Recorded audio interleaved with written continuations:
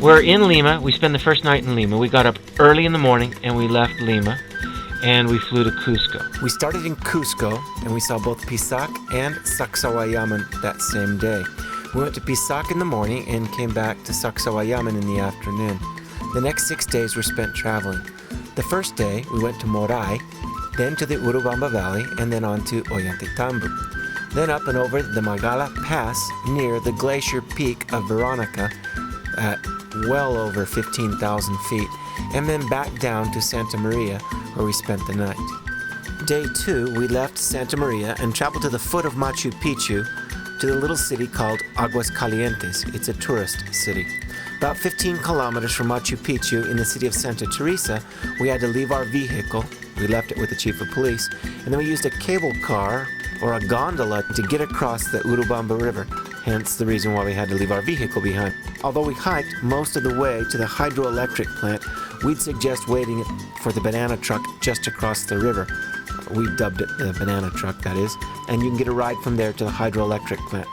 From there, you can hike to Aguas Calientes, or as we did, you can have lunch there at the hydroelectric plant and wait for the train which leaves every day at 1. Day 3, we spent the night at Aguas Calientes and got up early in the morning to make sure that we could watch the sunrise over Machu Picchu, the ancient city of the lost Incas.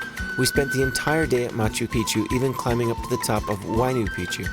We then hiked back to the hydroelectric plant, had dinner, and spent the night. Although we would highly suggest that you hike all the way back to Santa Maria and stay in a hotel instead of doing as we did and staying in a tent. That way you don't have to carry tents and sleeping bags into Machu Picchu. The 4th day we spent traveling to Vilcabamba. We spent the 5th day looking at the ruins of Vilcabamba, Espiritu Pampo, and we also had a very pleasant surprise finding an artisan cooperative under the direction of a priest named Don Bosco. We then traveled half the way back to Cusco that evening, but we went a new route. Instead of going back over through Santa Maria, we turned left just before arriving at Santa Maria. From there, we drove to Quillabamba, and then ended up spending the evening at Quilluno. Day 6, we spent traveling back to Cusco through the lush valleys just north of the Urubamba mountain range.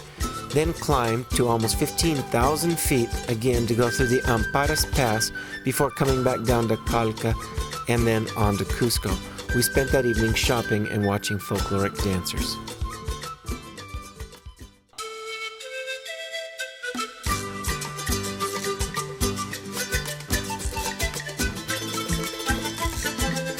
We took a trip to Machu Picchu, and we spent about 3 months trying to find a self-guided tour and couldn't find one. And neither one of us wanted to spend our time on a bus or in somebody else's trinket shop or restaurant where we knew the tour guide was getting a kickback for having brought us there. So we decided to do our own self-guided tour. Now we're going to share what we learned with you and hope that you can enjoy also. We're not ruling out that you might not get a guided tour. In fact, we did pay tour guides at each of the points of interest that we saw, but only once we arrived we got a tour guide and used them to help us. Make sure to get guides when you get to these places because they know these places in and out. 4 hours seem like 4 minutes. They went so fast, but we learned so much from the tour guide. We always paid very good money to have a professional tour guide walk us through the ruins. No problem finding tour guides in both English and Spanish, German, many other languages. Mm-hmm. In many of the books that you'll read, it'll say, be careful of the water. We were never in a place where we couldn't buy bottled water or soda the entire time. So I wouldn't worry about buying a ton of iodine pills to take with you. You might want to take a set just in case there's an emergency, but really you'll find bottled water anywhere you find people because the people are drinking the bottled water too. A little background on the Incans. They were found, they had been there for many, many years, but they were found by Francisco Pizarro. Francisco Pizarro, when he was about, 35 years old in September of 1513, had come to Panama, and they had cut their way across Panama and found the Pacific Ocean. He ends up going to Peru about 20 years later after receiving permission from the Queen to do so. What Francisco Pizarro found as he and his group came into the area of Cusco, what they found were palaces, temples, storage houses, an urban center with streets that were oriented toward the rising and setting of the sun. What they found was a very, very advanced civilization. What this civilization lacked were swords, horses, and armor. Therefore, they were conquered.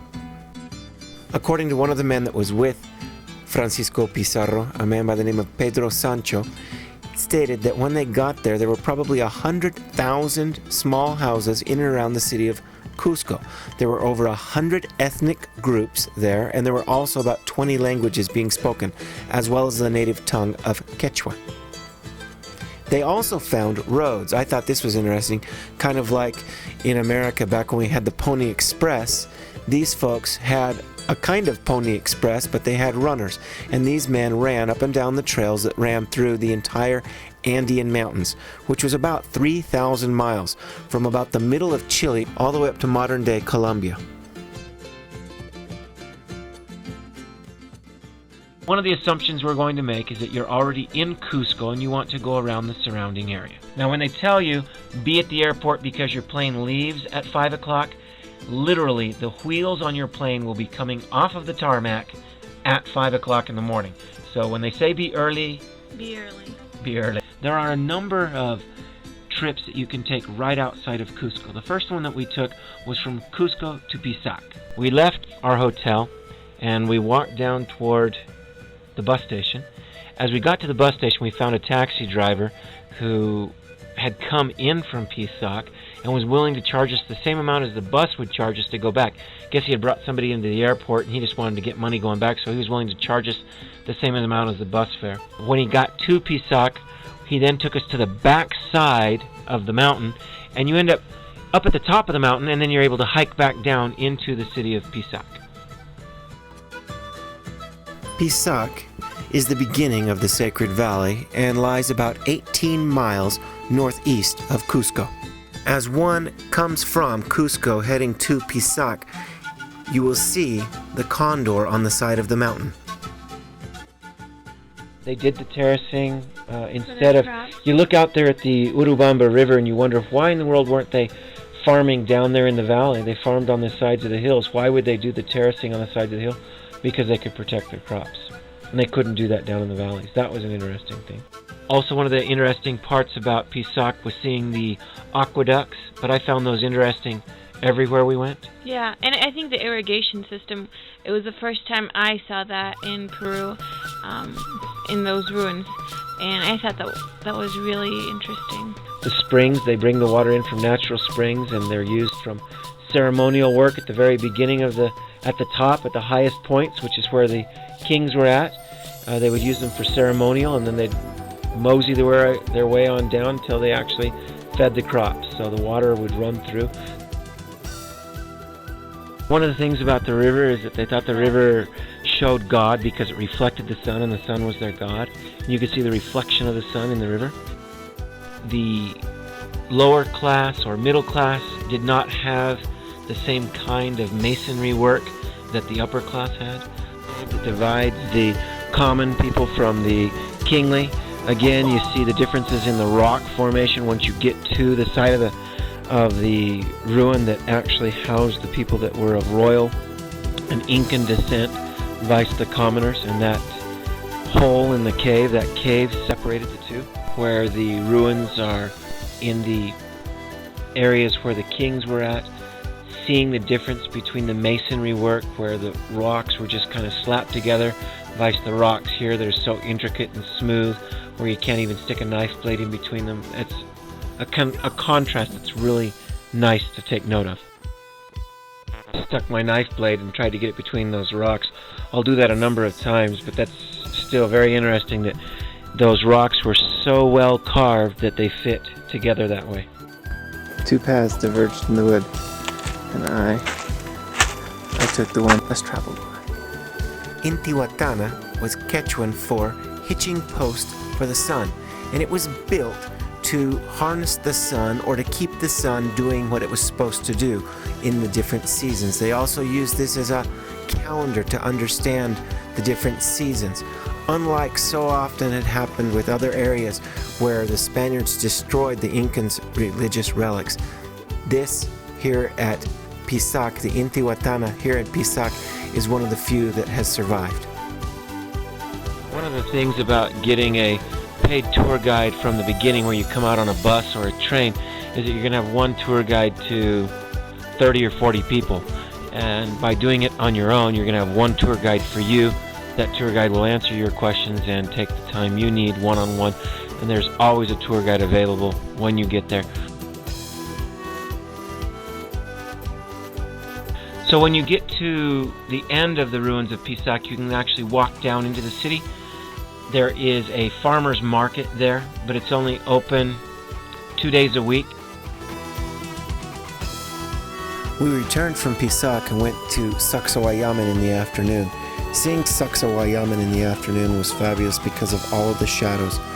The boulders there, the big huge rocks, the boulders there took over 1,000 men working over 50 years to supply the force needed to bring those boulders to where they were at. These limestone rocks were first carved out of nearby quarries and then dragged on top of tree trunks, using them as rollers to bring them to where Sacsayhuaman is today. Because when you look at a picture right now, you can't tell how huge those rocks are until you have someone stand next to them. Looking at those huge rocks, the citadel that protected the city of Cusco, the overlooking of Cusco. There's now also a large Christus that overlooks the city of Cusco. One Spaniard by the name of Garcilasco in 1609 stated the following about Sacsayhuaman. He said, "The best work which the Incans ordered to be made to show their power and majesty was the fortress of Cusco, whose greatness cannot be believed by one who has not seen it. And he who has seen it and looked at it carefully begins to imagine and still believes that these deeds were done with enchantment, or that those who built it were demons and not men," unquote. If you tried to come up a wall on one side, somebody was shooting arrows or throwing rocks at your side, no matter where you were at. So it made it very difficult to attack this fortress. The Spaniards said that this was one of the strongest fortresses and castles that they had ever encountered in their entire lives. And remember, the Spaniards that were there were professional soldiers.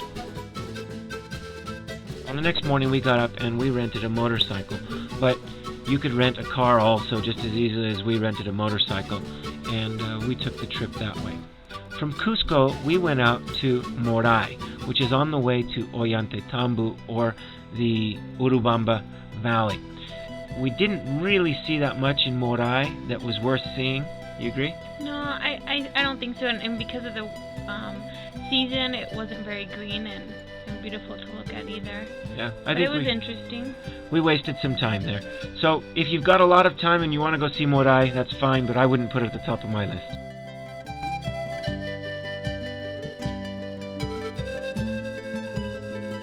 Ollantaytambo is located within the Sacred Valley, about 54 miles northwest of Cusco. It has to be one of the finest archaeological complexes in all of Peru.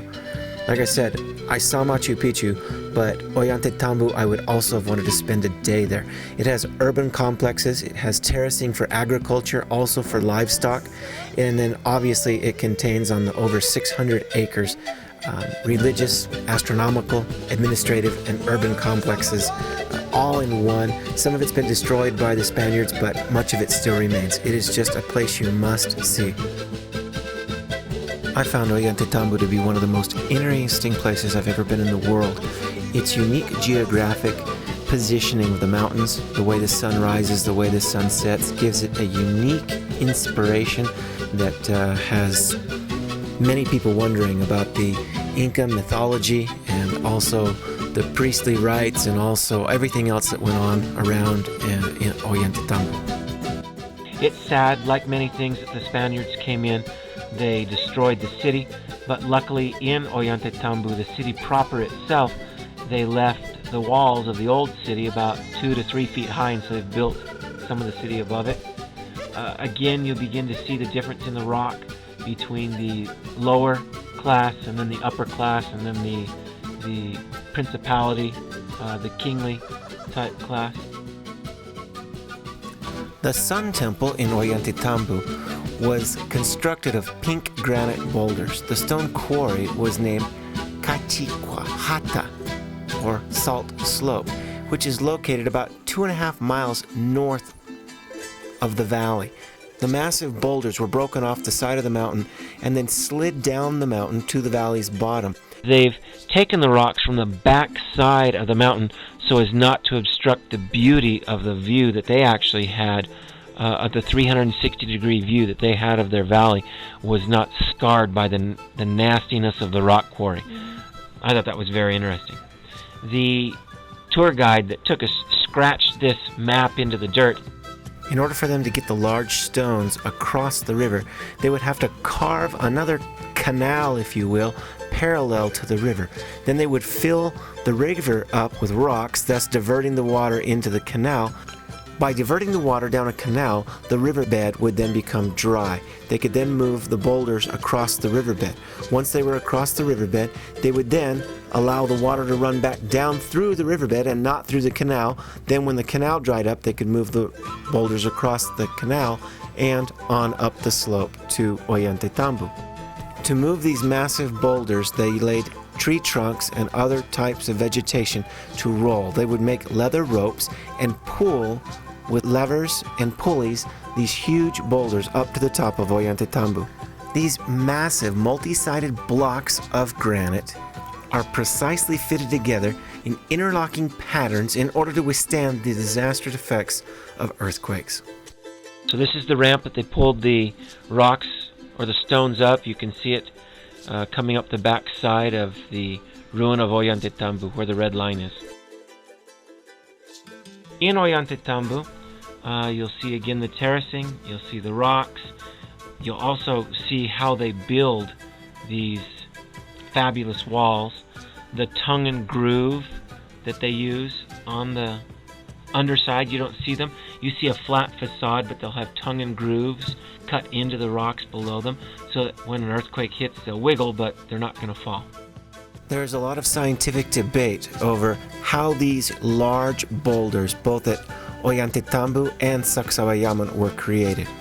According to Hyatt and Ruth Verrill, in America's Most Ancient Civilizations, they state, how were such titanic blocks of stone brought to the top of the mountain from the quarries miles away? How were they cut and fitted? How were they raised and put in place? No one knows. No one can even guess. There are archaeologists and scientists who would have us believe that the dense, hard, andesite rock was cut, surfaced, and faced by means of stone or bronze tools. Such an explanation is so utterly preposterous that it is not even worthy of serious consideration. No one ever has found anywhere any tool or implement that would cut or chip the andesite, and no bronze ever made will make any impression upon it. But there are others, like Jean-Pierre Prosen, who think the Verrills are wrong. He went to Cusco and showed how river rocks could be used as hammers to pound stones into desired shapes.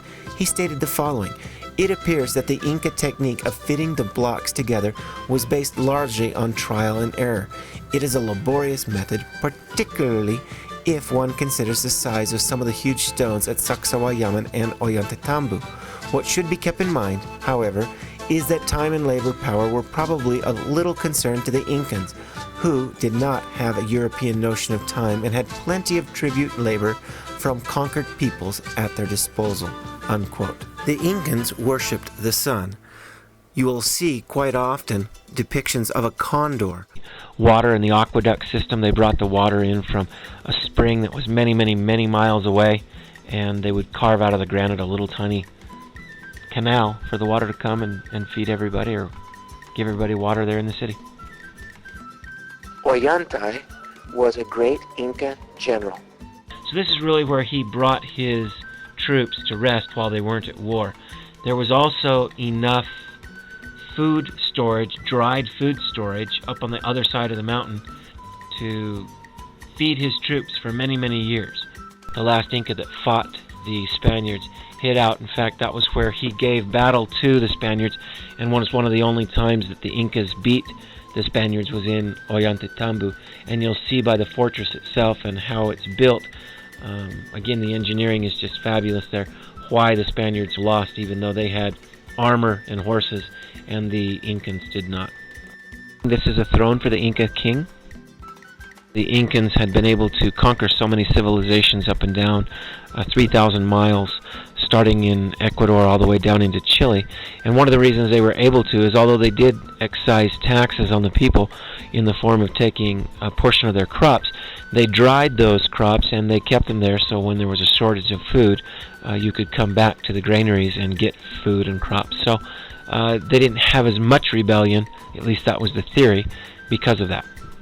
In Ollantaytambo is the carved face of the god Huiracocha. According to the Incans, this god, Huiracocha, populated the earth. He was a tall, white-bearded, stern man who was poorly dressed.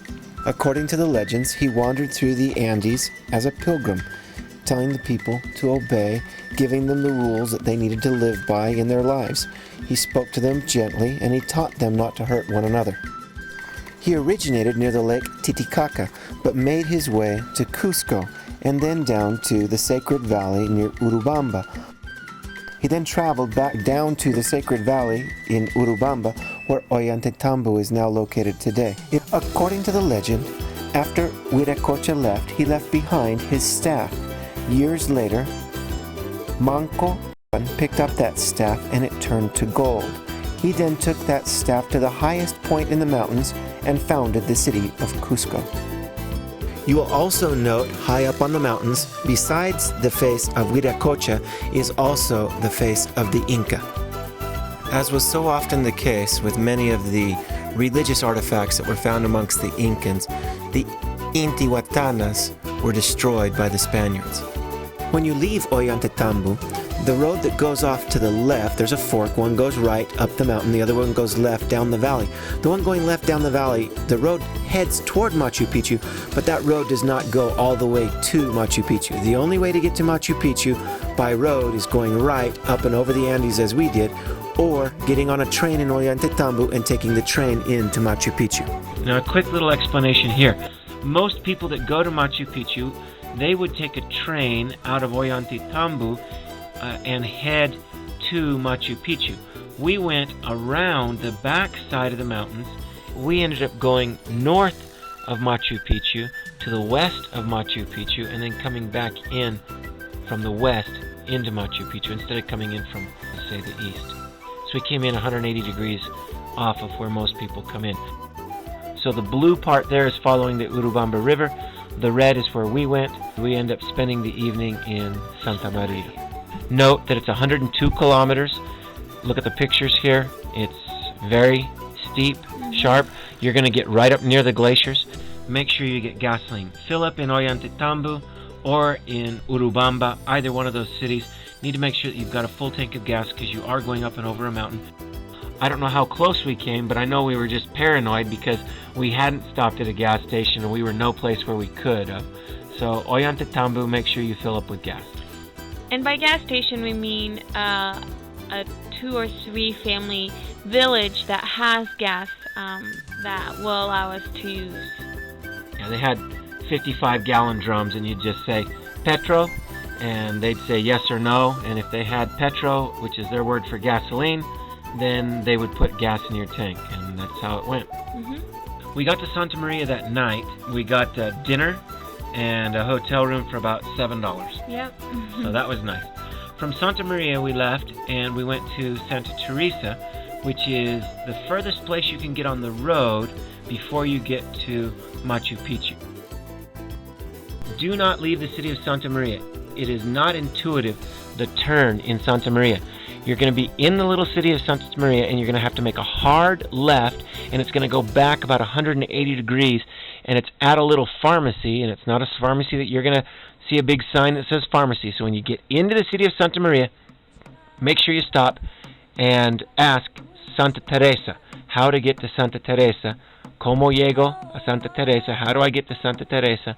And somebody will point you in the right direction. But it is a hard 180-degree turn around the pharmacy, which is in the middle of town, to go back out toward Santa Teresa. And the luxury of us taking our own trip is we had our camera, and we could stop whenever we wanted and take pictures of everything that we saw. Including butterflies, yeah. Yes, including butterflies. Erica had a thing for butterflies. Couldn't stop taking pictures of butterflies the entire trip. Look, Dad, another butterfly! But you go into Santa Teresa. There we left our rental motorcycle with the police chief, and we asked who to leave it with, and that's who they told us to leave it with, and that's where we left it. Any problems there? No, I think they're very nice about it, and quite excited to see such a thing in their town. That's right. They were really thrilled. They put their own ponchos that they had for rain, and they strapped them over the motorcycle to keep it dry, and they were just very hospitable. Yeah. The reason you can't take a car in any further is you go across on a little gondola. You go across the Urubamba River, and then we hiked in. Now, if you don't want to do any hiking, you have to walk about, what would it be, about a half a mile? Yeah. About a half a mile to a little fruit stand where you can sit down and drink some fresh fruit and wait for a big, huge truck to come and pick you up. And then that'll take you to the hydroelectric plant. So at the hydroelectric plant, or the electric plant as we've put it here on the map, there's a nice restaurant there. Okay, not nice restaurant. There's a restaurant there, but when you get there, it's nice because you're hungry. Yeah. Well, and basically it's put up, put down just whenever people are there. So the moment people get there, they put up and start cooking food, and the moment that they leave on that train, they put everything down again. Yeah, good point. So then we took the train, and you take the train around into Aguascalientes. At the foot of Machu Picchu, you can stop and camp if you want. There's a campsite there.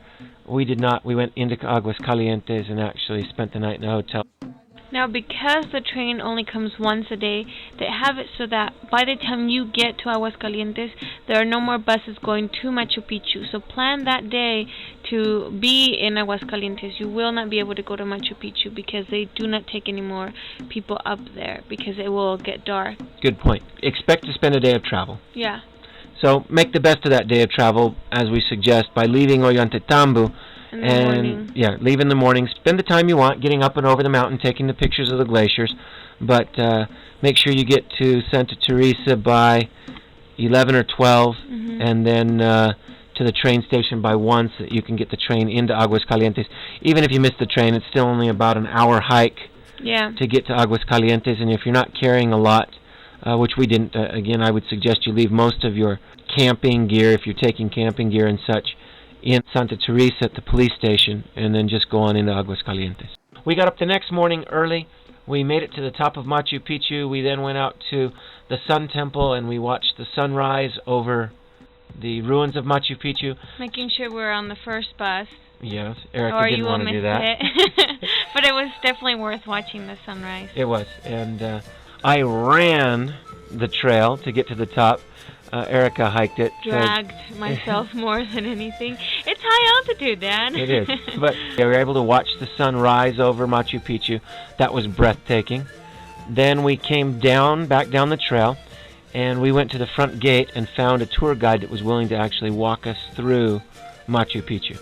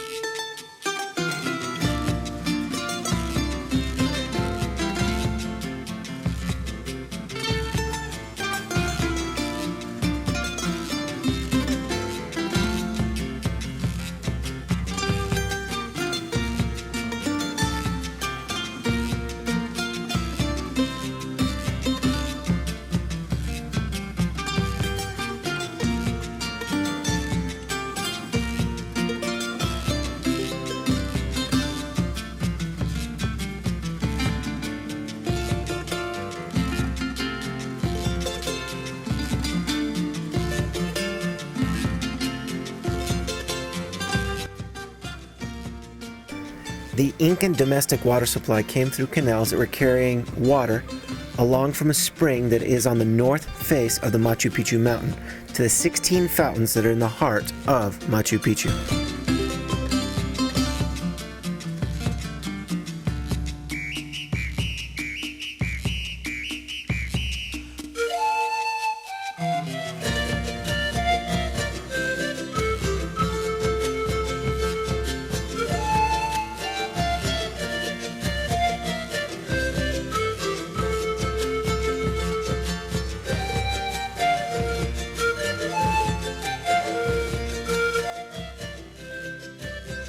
The condor is a huge bird with about a 3-meter wingspan, 9 feet in length. It's a huge bird, can fly up to about 6,000 feet. It was considered the messenger between the sun and the peoples. It carried the spirits of the dead away up to the sun.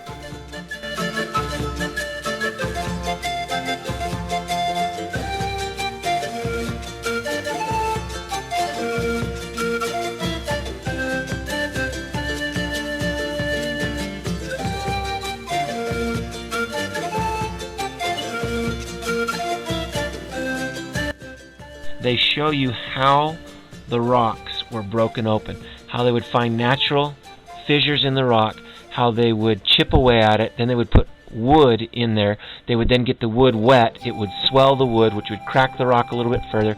They'd pound the wood in further. They'd get it wet again. It would swell. It would crack the rock a little more. That is something worth looking at. Yeah, and understanding. Yeah, so you can understand how they built or cracked these granite rocks.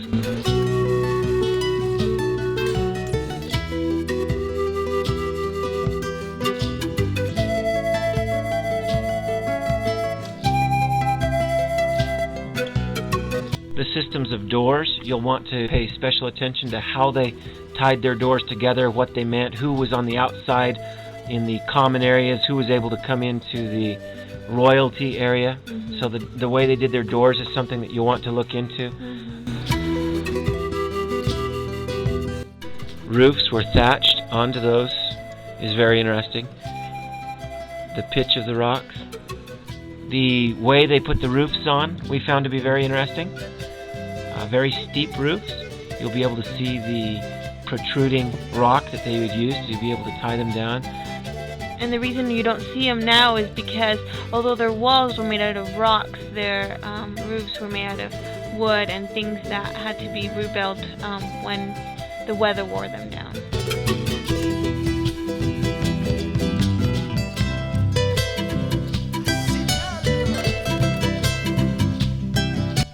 Again, their religious beliefs, each of the tour guides will be able to explain that.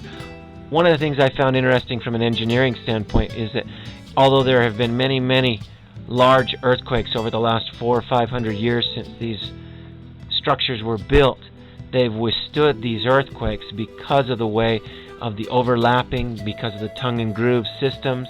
As Erica said earlier, you can't even stick a knife blade in between the cracks of these rocks, and there's absolutely no mortar whatsoever.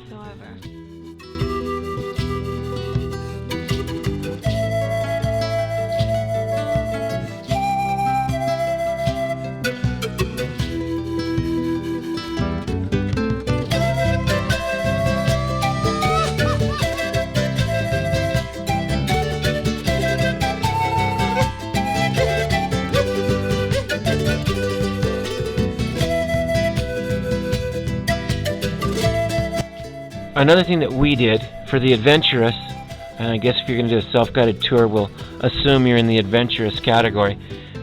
Going up to Pichu is fabulous. It's worth the very steep hike to get up there. It scared me to death once I was up there. It was so steep. Well, something that's really interesting is that the mountain that is usually depicted in a Machu Picchu portrait, the actual mountain is called Huayna Picchu, and that's what you're going to hike over. Right, you hike up to the top of it. Very steep. If you've had vertigo lately, like I had, not fun. But worth it. Yeah, but definitely worth it. You feel like you're on top of the world. There are chains and certain other devices that help you climb because it is so steep. It's like walking up a ladder almost. You're going to want to get down off of that mountain probably an hour before they close the park so that you can get back to Santa Teresa that night. You'll take a tram down to the bottom of Machu Picchu, which will let you off at the camping site. It's about a 15-kilometer hike, so about a 9 or 10-mile hike back to Santa Teresa. So plan on spending however long it takes you to get 10 miles, a 10-mile hike along the side of the railroad tracks, so it's not like it's steep or anything. You can make it, but you're going to want to get back to Santa Teresa that night unless you plan on camping out. We didn't leave until after the park was closed. We were on the very last tram that left, and we easily hiked to the hydroelectric plant before the sun went down.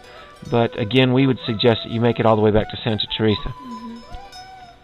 And if the bus is no longer, or the truck is no longer running back and forth, you'll have to hike that entire distance. So plan on hiking 9 miles if the truck is not leaving from the hydroelectric plant going to Santa Teresa anymore that evening.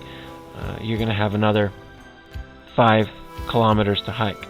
If you absolutely have to, then spend the night right there in Aguascalientes again and get up that next morning and head back to Santa Teresa and get your vehicle. But if you don't want to carry a tent, you're going to either need to make it to Santa Teresa or spend the night in Aguascalientes. But you're there to see Machu Picchu, so spend as much time as you can. So once we got back to Santa Teresa, we then went out toward a place that you'll find on the map called Lucma, but that's out toward Vilcabamba or Nueva Hispana. Just after Lucma, you're going to a place called Nuestra Hispana. That is to the west of Machu Picchu. We also went up to the little city of Vilcabamba. Wasn't that beautiful? Oh, it was gorgeous. Go down to Nuestra Hispana, which is just another 3 or 4 kilometers down the road. And that is where the Six Pack Inca Hotel is. That's where we stayed.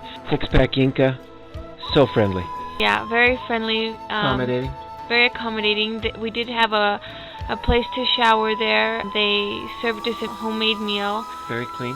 Very clean, yeah. Their son is studying to be a tourist guide, but because he grew up there, he knows a lot of the history to Vilcabamba, and he was able to take us the next day and show us everything there. That was very nice of him. Very nice of him. That's where the ruins are for Rosa Pata and Vilcabamba. The drive between Santa Maria and Lucma was absolutely gorgeous. Beautiful green valley, a nice river to go along the side of, a lot of wild or cultivated bananas, lots of lush vegetation, little tiny pueblos that you go through the whole way. Very, very agricultural. Just a change from forest to more of a farming. Yeah, beautiful community. Farming. Yeah. We pulled into the little town and I said, wow, the tourist industry has definitely raised the socioeconomic standing here, which was not the case. There's a Catholic priest, Don Bosco, who has built a convent there, if that's the proper term. It's a place where young men and women can learn a skill set. He teaches them some of the most beautiful handmade woodworking. You can get their website off of our website and see the type of woodwork that they do. It's just absolutely gorgeous. But it brought a tear to the eye to see what this Catholic priest from Italy has done to raise the socioeconomic standing of the indigenous people that are just way out there in the middle of no place.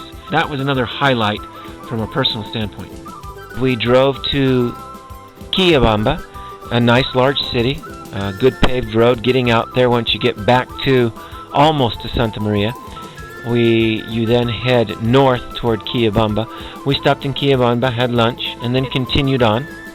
It is a city. We were able to go to pharmacy and get anything we needed. We went from there to Siete Tinajas, which was a bathing hole. 7 buckets, I think, is how you would translate that. And we got our Coke and sat down and had a little relaxed time from off the motorcycle. Yeah. Then we ended up spending the night in Kiuno. And there really wasn't anything there. 2 or 3 little hotels, and just find a place. And stay in Kiuno. Again, you're not going to want to take this route if it's the rainy season. If it's the rainy season, you're going to want to backtrack your steps through Santa Maria to Ollantaytambo. But we went north to Quillabamba and Kiuno because it was the season. And even so, we got wet going across some of the little tiny rivers. So we spent the night in Kiuno. We then drove to Quebrada Honda. Now, the valley itself is absolutely breathtaking.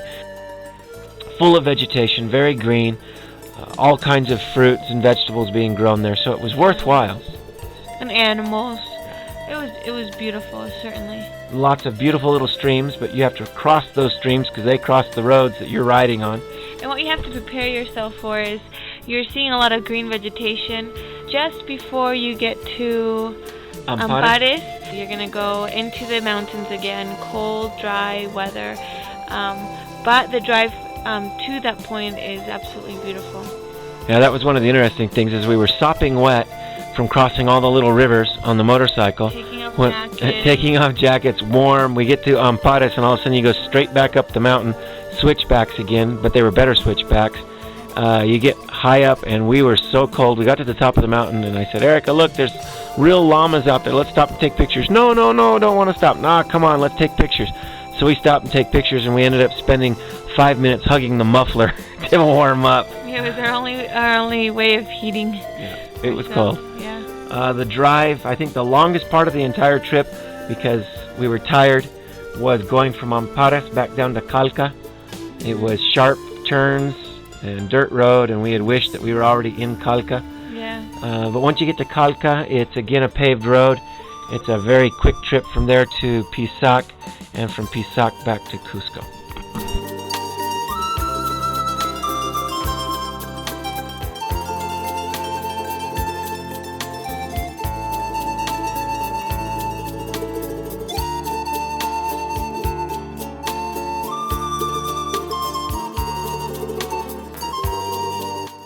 Gosh. No, Darren, my hair!